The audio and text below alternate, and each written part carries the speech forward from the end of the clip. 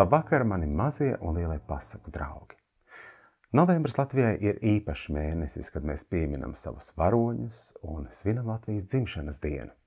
Jau pagājušajā nedēļā es lasīju stāstus no grāmatām Tu esi Latvijas dārgums un izstāsti man savu sapni, ko klajā laidusi Latviešu valodas aģentūra, un arī šajā vakarā jūs sagaida 2 stāsti.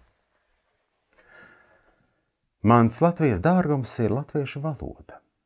Latviešu valoda ir tik īpaša un unikāla, tikai daži laimīgie cilvēki aptuveni 1 miljonu apmērā visā pasaulē māk šo īpašo valodu runāt. Latviešu tauta ir veidojusies ap latviešu valodu, un valoda ir tas, kas mūs tur kopā kā dzimtu. Latviešu valoda ir tikai otrā baltu valoda, kas atlikusi pasaulē, un tās izdzīvošana šajā jaunajā un modernajā pasaulē ir grūta. Būs jāstrādā smagi, lai šo unikālo valodu pasargātu. Latviešu valoda man ir manas mammas ģimene. Tie visi var runāt latviski, bet nedaudz runā angliski. Man ir jāmācās latviešu valoda, lai varētu ar viņiem runāt arī tad, ja man to negribas darīt. Es tikai maz zinu šo valodu, un man ir jāmācās cītīgi, lai saprastu un runātu latviski. Es nesen lidoju uz Latviju un varēju redzēt, cik slikti šobrīd runāju latviski un cik labi runāju latviski, kad biju mazāks. Man šī valoda lēnām aizmirstas, un es negribu, lai tā notiek, bet es neko nedaru, lai to apturētu. Kad bija jārunā latviski ar radiniekiem, man dažas sekundes pagāja, kamēr manas smadzenes saprata, ko viņi teica, un man grūti gāja pareizi atbildēt. Latviešu valoda man ir kā dzintars. Tas ir grūti atrodams, bet tas ir ļoti vērtīgs un var tev ļoti palīdzēt kaut kur tikt. Es visticamāk saviem bērniem nevarēšu iemācīt latviešu valodu, bet tā arī latviešu valoda tiek aizmirsta. Tā ir problēma, kas ir tikpat svarīga kā Latvijas samazinātais iedzīvotāju skaits.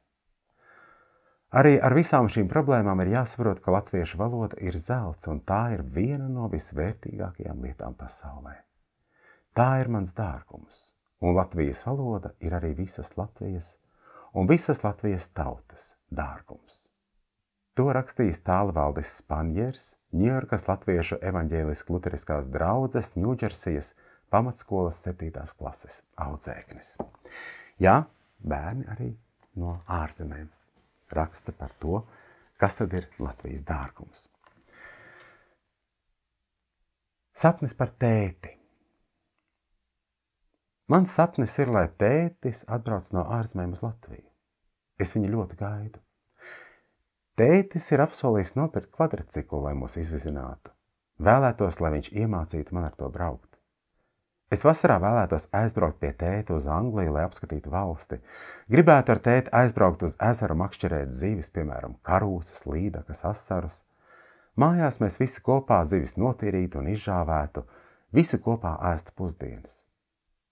Mans lielākais sapnis būtu sagaidīt tēti mājās no Anglijas, lai viņš vairs nebrauktu atpakaļ un paliktu pie mums Latvijā. Mārtiņš Ozoliņš, 2020. gadā Blomes pamatskolas 6. klases audzēknis.